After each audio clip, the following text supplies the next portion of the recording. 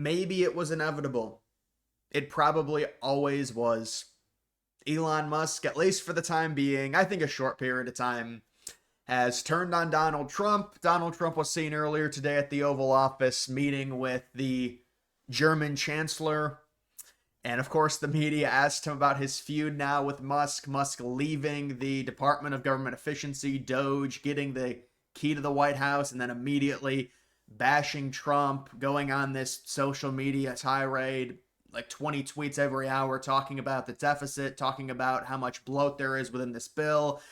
And so we had seen some rumblings in a report from Axios in specific talking about how angry Musk was about a specific thing within this bill as it relates to the EV mandates. And Musk apparently is not too happy about that. Trump called it out during his Oval Office time with the German Chancellor there. And it's like deja vu with the H-1B situation. Now, to be fair, Trump was not in complete disagreement with Musk. Trump had said he had used H-1Bs in the past. You know, these billionaire, you can kind of abuse them in a way. That's why so many normal Americans are against them. We're not going to rehash the H-1B situation, but there are certain things to where Musk will get extremely obsessed about.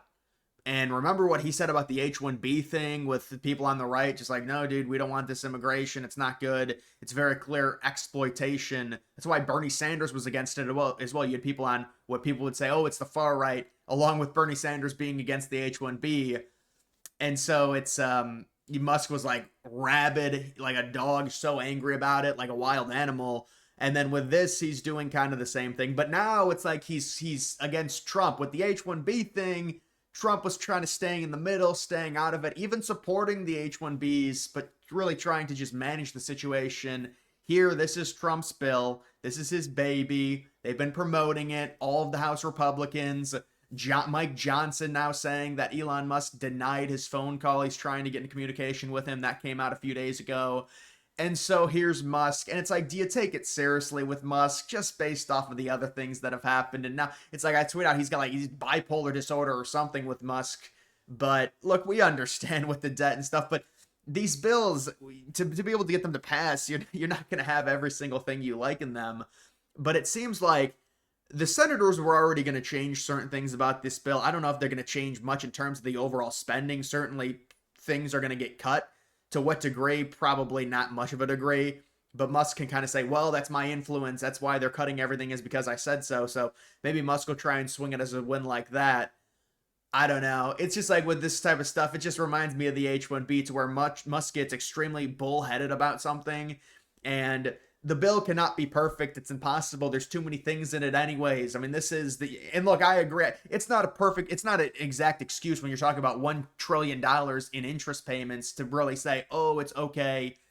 But like even the stuff they're saying to where they're forecasting the debt growing under this bill, it's based off of what the administration would say because of the tax cuts that are coming, faulty data. That is not correct. So they're saying, well, this bill, because of the tax cuts and potentially the lack of revenue for us because of those cuts, it's going to increase the deficit and the debt. And the administration is saying, no, because of that, people are going to have more money to spend and they're going to infuse the economy. So it's like, it's not even like you can perfectly say, oh, this is going to for sure raise the debt. I mean, you talk to Stephen Miller, some of these other people, they say, I mean, there are huge spending cuts within this bill. Now, there are also the tax breaks, which is where the potential lack of revenue comes from. But you've got Musk saying without him, Trump would have lost the election. I mean, there's a lot of billionaires involved in U.S. politics. There's a lot of billionaires that could say that, right? And hell, I mean, Zuckerberg probably should have said it in 2020. That everyone talks about Elon Musk. What is it, around $250 million? Oh, that's a lot of money, right? Guys, you need context. You know, Mark Zuckerberg spent $400 million. So Mark Zuckerberg spent $150 million more on the 2020 election to help Biden win than Musk did in 2024. Now, obviously, with Musk, he was also campaigning and doing all the stuff, especially in Pennsylvania.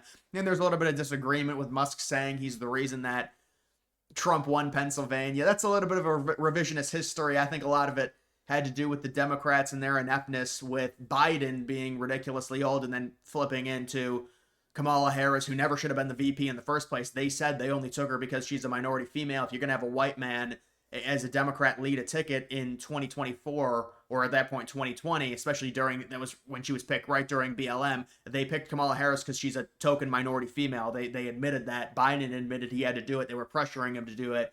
And so it's more so the Democrats choosing a horrible candidate and the general public rejecting it. But Musk is saying, I won Trump the election. And so at some point, did we really think this wasn't going to happen? Let's just move past it with Musk. I mean, this is like the episode that we were all expecting. And so here it is. He was waiting to leave the administration. We thank him for that. He didn't want to disrupt things. He gets the key to the White House, and then it's an immediate. And then Trump's just like, I mean, dude, you've seen the bill. The bill it passed through the first step, the committee of the House. Now it's in the Senate. It's like, this is not something that we just sprung out yesterday and said, here it is, surprise. It was me and 3 other people. I'm talking in terms of Donald Trump. Like Trump says, me and 3 other people thought of this bill. Here it is. That's not how these things work. So and I know, I guess the context of Musk waiting was the fact that he was waiting to leave the administration. But it's like out of nowhere, Musk is like, this is the worst thing ever. No, I can't support Trump because of this. This big beautiful bill's been in the news for a month now. That's why I call him bipolar. But it's like with Musk, you gotta take it with almost a grain of salt. So you've got let's see what Trump has to say. But if they picked him, I would have won Pennsylvania. I won it by a lot. But I'm very disappointed because Elon knew the inner workings of this bill better than almost anybody sitting here, better than you people. He knew everything about it. He had no problem with it. All of a sudden he had a problem. And he only developed the problem when he found out that we're going to have to cut the EV mandate, because that's billions and billions of dollars. And it really is unfair. We want to have cars of all types. Electric, we want to have electric, but we want to have a gasoline, combustion. We want to have different. We want to have hybrids. We want to have we want to be able to sell everything.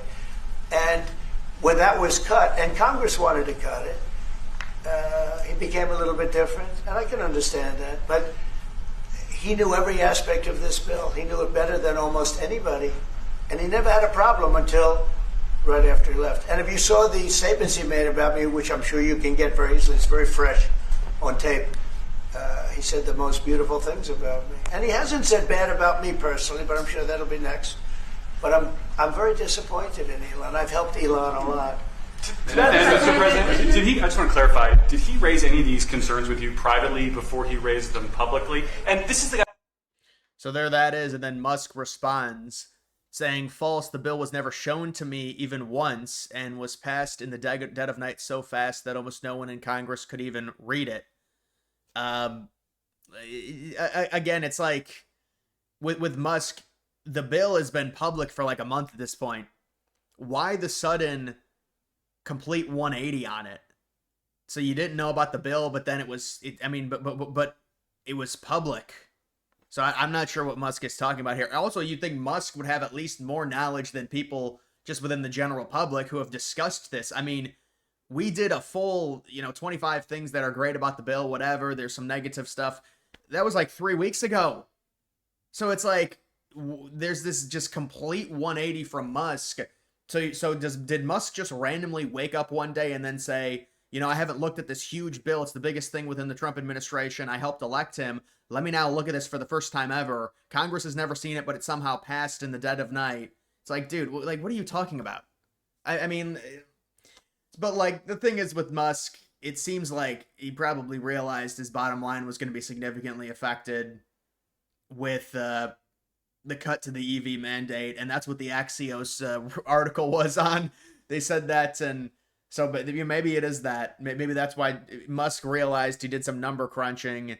And so there's a bit of a feud between Trump and Musk right now. And again, it's like, was it inevitable? Did we see it coming? This probably stems a little bit, I think, probably from the bottom line with what's happening with Musk and the EV mandate, but also just in general with Doge being seen as a relative. We have to be honest, and we appreciate if they do codify it, and it's 115 billion, 120 billion, whatever the number ends up being. People will dispute that number. If they're able to cut that, that's awesome. We're trying. I mean, this is the most obvious thing ever. They had the whole idea of a Department of Government Efficiency. I believe our government which we currently have $2 trillion as a deficit. I believe we need to be more efficient. Obama could agree with that. They set up something into, because it's the most obvious thing ever, right? It's like we should set something up to maybe stop the spending. And so I can understand why Musk is upset at the way in which this has transpired. They were trying to turn things around, and based off of the initial estimates of this big, beautiful bill, it could potentially increase the debt. And I do think it is, to be fair, it is a big problem. Now, whether or not we believe that fully, whether or not they'll be able to stimulate the economy in a way because there's more disposable income for people, it is an issue because the interest, with the debt going up, the interest payments are going to keep going up. It's just the reality. And if the debt goes up by $200 billion per year, I mean, the interest is just going to, depends on the interest rates, but the interest is just going to balloon. And then that's where you run into a debt spiral. So something has to be done at some point. And a lot of this is, if you have a Department of Government Efficiency and you're not allowed to touch 75% of your budget, because if 50% of the budget is the entitlements, another 10% or possibly even more at this point, if it's a $1 trillion defense spending, another 10% is on defense, and then another 14 to 15% is on servicing the debt. 75% of the budget can't be touched by the Department of Government Efficiency, which is trying to save money from the government bloat of the spending. That's why they were doing all the smaller things, but they're not able to touch any of the big stuff and actually make inroads in terms of this.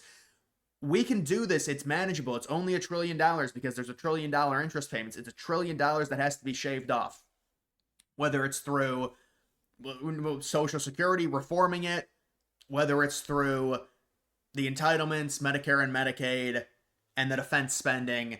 And I understand Musk being angry at, I mean, I don't even know, what has Musk said about the defense spending? When you look at this bill, a lot of this is just tax cuts. It's huge tax cuts that Trump had promised previously. And so any of the stuff that they reference to where it's like, oh, there's all this other, it's all guppy small stuff. When you're talking about like the government revenue and this debt, it's because of the tax cuts. That's what they're basing it off of. So look, Musk and Trump, it's almost like it was inevitable. To me, it's been relatively nice, even this little feud that they've had. You can't really take it seriously, I think, especially after the H-1B stuff, to where Musk was just irate for like a few days. And then, I mean, the H-1B, I think, is terrible, horrible. And a lot of people on the right disagree with, but Musk, I mean, that's the thing. Musk is a billionaire. They take advantage of that. That is strictly, when you look at the H-1Bs, they tried to manipulate it and say, these are high-skilled workers. Number one, we really don't give a fuck. We don't want these people in the country. I mean, that is what it is. I'm just being honest. But number two, that's what the O1 visa is for the extra high-skilled so we can compete with China and keep our GDP up. That's what they're arguing. But the H-1B is grunt work. It's like coding work. People in the United States that get U.S. degrees can easily do those jobs. They just don't want to work for the money that the immigrants will work for, and then they blame the American citizens and say, well, you're spoiled, you're Gen Z, and you want everything handed to you. But the immigrants will come over because they're from a worse situation, and they'll do it for cheaper, and they'll work longer hours, and they won't care about labor laws or any of that, and they've got a green card hanging over their head. It's completely un-American, the entire H-1B system. That's the problem with it. But of course, Musk, who's a billionaire, he would love to exploit that labor. That's why Bernie Sanders is against H-1Bs. Who is on a complete opposite end of the political spectrum than a lot of these people on the right. So that, I mean, that's the thing with the H-1B. But like, to me, this is different from the H-1B because Trump now is against Musk in this. He wants this bill to pass. And again, I agree with Trump in the sense that, I mean, obviously I'm going to support Trump over Musk. That's just the reality of it. Because Trump's my leader. So, and I mean, Trump here, 100%, he's like, dude, so did you randomly wake up one day and like this is the thing with Musk. This has been a month-long thing with this bill going through the House committee. Now it's at the Senate, and then Musk just wakes up 2 days ago and says, whoa, it's the worst thing ever. I mean, you were in the administration to a degree as part of Doge, so there's no concerns then. And then he's like, you never showed me it. Dude, we've been talking about it for weeks. Small YouTube channel. I mean, even it's all public. Like, what are you talking about? Even if you're against it and you're mad that Congress passed it, where was this anger 2 weeks ago? And it's like, they probably told him, it's like his shareholders are like, oh, they're cutting the EV mandates. Now you're going to lose billions of dollars. I don't know if that's it. But with Musk, it's always seems to be whenever there's this parting, it's always based off of his bottom line. The H-1Bs, those are really good grunt workers for billionaires. He got angry about that. The American people don't like that. And then you got something like this to where, oh, the EV mandates are going away. That's gonna hurt Tesla significantly. He doesn't like that too much, it seems like. I don't know. Maybe it's not that. But that's what Axios reported. And so Trump is using that attack line on Musk. And so we'll see what ends up happening. I mean, Musk can try and flex that he won in the political sense because the senators are going to come back and say we need to cut certain things and try and reform the bill in a way. But I mean, the tax cuts are staying on, right? So it's like, I don't know. We'll have to see what ends up happening with it. Either way, guys, make sure you like the video down below. Also follow me on X. Link to that's always in the description.